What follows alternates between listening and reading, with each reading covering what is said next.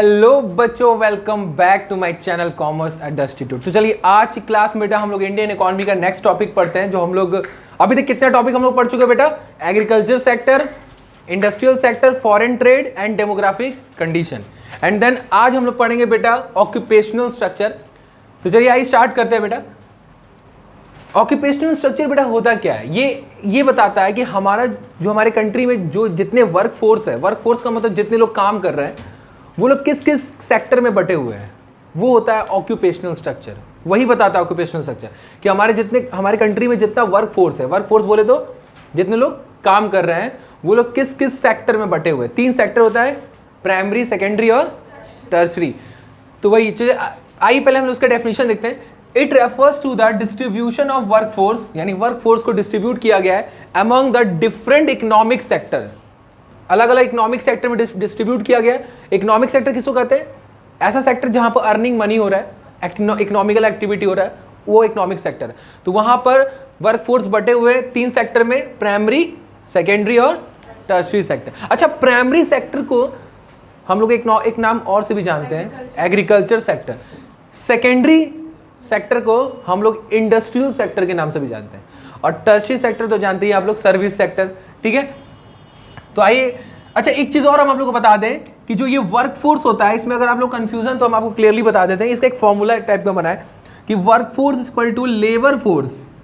Labour force मतलब जो total labour हमारी इकोनॉमी में है, जो काम कर रहे हैं, उसमें से उनको हटा दो, माइनस कर दो। किनको? The number of person not working, जो काम नहीं कर रहे हैं but are willing to work, जो काम करना चाहते हैं बट लेकिन काम उनके पास अभी है नहीं, वो बेरोजगार हैं तो काम नहीं कर रहे हैं। अगर उनको लेबर फोर्स में से हटा देंगे बेटा, तो नेट को कितने लोग काम कर रहे हैं, एक्चुअल में कितने लोग काम कर रहे हैं बेटा, वो हमारा निकल के आ जाएगा ना, कि एक्चुअल में हमारी इकोनॉमी में प्रेजेंट टाइम में कितने लोग काम कर रहे हैं।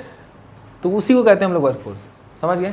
तो वर्क फोर्स को 3 सेक्टर इकोनॉमिक में बांटा गया, प्राइमरी, सेकेंडरी और टर्शरी।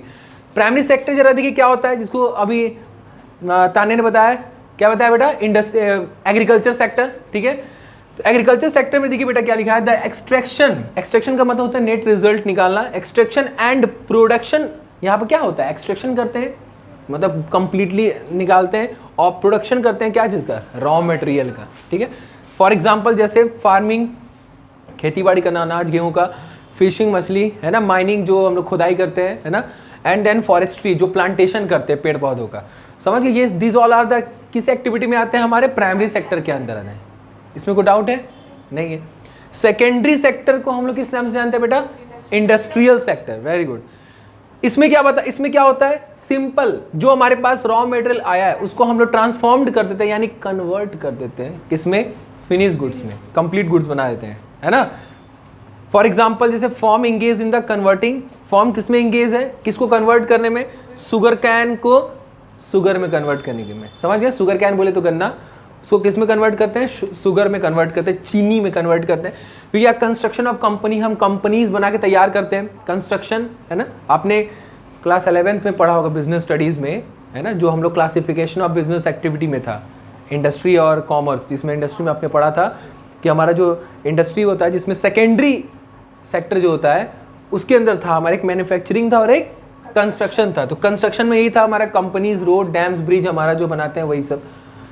और then power generation, electricity generate करना। तो इलेक्ट्रिसिटी हम जो जनरेट करके कंप्लीटली तैयार कर दिए हैं, अब वो सप्लाई हो रहा है, तो वो सब किसके अंदर आता है बेटा? दिस वाला सेकेंडरी सेक्टर के अंदर आता है। ठीक है, इसको सिंपली बेटा एग्जाम में आएगा ऑक्यूपेशनल, तो पहले आपको डिफाइन कर देना है क्या क्या होता है, क्या ऑक्यूपेशनल, क्या क्या उसके अंदर होते हैं। ठीक है, उसके बाद हम लोग ब्रिटिश रूल के समय का ऑक्यूपेशनल स्ट्रक्चर को जानेंगे और उसको एक्सप्लेन करेंगे। पहले उसके बारे में बताएंगे, उसके बाद स्टार्ट करेंगे। ठीक है, टर्शरी सेक्टर क्या होता है?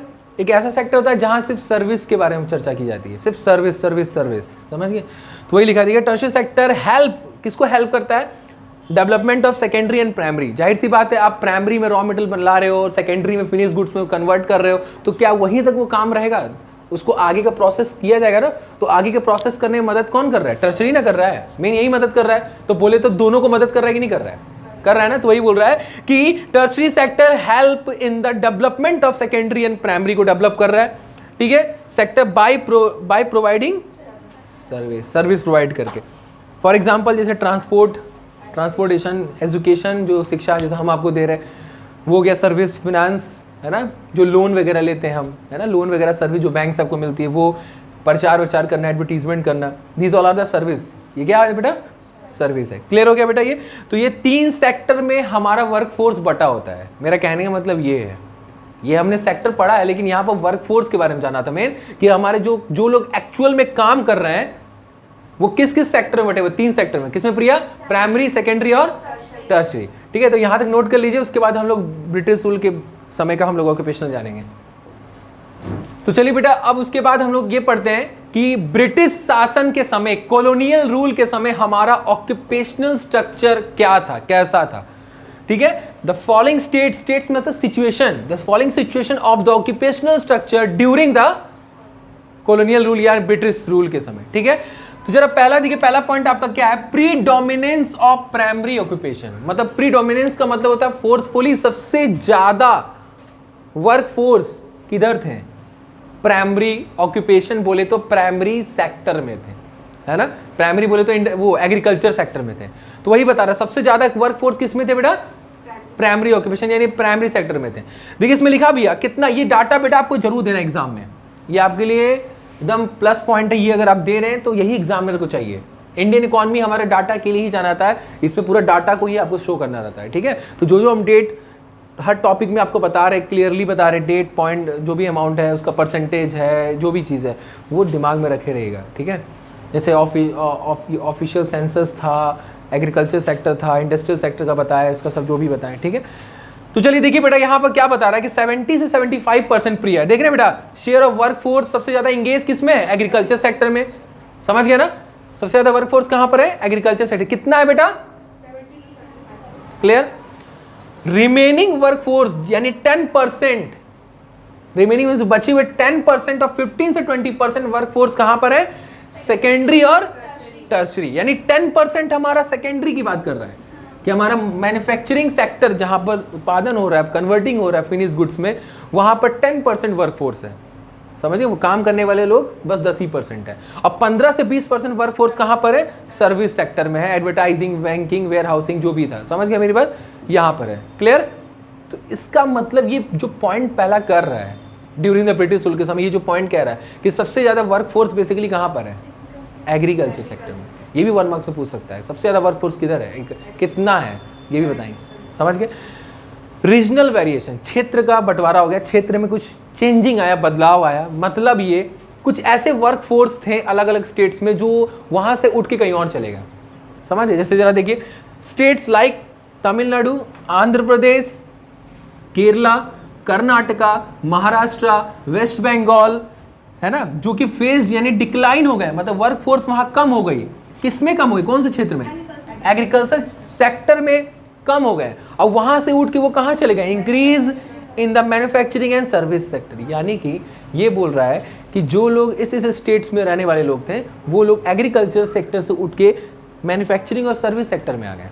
ठीक है, यहाँ पर रीजनल वेरिएशन पहला चीज ये देखा, क्षेत्र का चेंजिंग, बदलाव, यहाँ पहला ये देखा। दूसरा, अदर हैंड में ये बता रहा है कि जो बचे कुछ ऐसे स्टेट्स हैं, जो बचे हुए कुछ ऐसे अदर स्टेट्स हैं जैसे लाइक उड़ीसा, राजस्थान, पंजाब, जो कि वो सबसे ज्यादा बढ़ने लगे किस क्षेत्र में, किस सेक्टर में? एग्रीकल्चर में बढ़ने लगे। यानी वो लोग अपने कृषि क्षेत्र को और बढ़ाने लगे, वहीं पर ज्यादा वर्कफोर्स होने लगी। कौन कौन स्टेट्स में बेटा? उड़ीसा, राजस्थान, ये बेटा 1 मार्क्स में भी पूछ सकता है कि राजस्थान किस जगह, कौन से स्टेट्स में, मतलब राजस्थान जो है किस वर्कफोर्स में ज्यादा था? एग्रीकल्चर सेक्टर में। समझ गया ना? या फिर आपसे ये पूछ सकता है कर्नाटका किस में था, तो आप बताएंगे। और कहाँ से चेंज हुआ, किधर पहले, किस एग्रीकल्चर से वहां उसमें चले। क्लियर है बेटा ना? ठीक, तो इसको आप लोग नोट कर लीजिए। तो चलिए बेटा, उसके बाद हम लोग थर्ड पॉइंट पढ़ते हैं इसका, कि तीसरा हमारा पॉइंट क्या बता रहा है कि unbalanced growth during the British rule के समय हमारा। तो पहला हमने क्या पढ़ा था? और ये था predominance of primary occupation. Second क्या था हमारा? Regional variation. थर्ड हमारा क्या बेटा?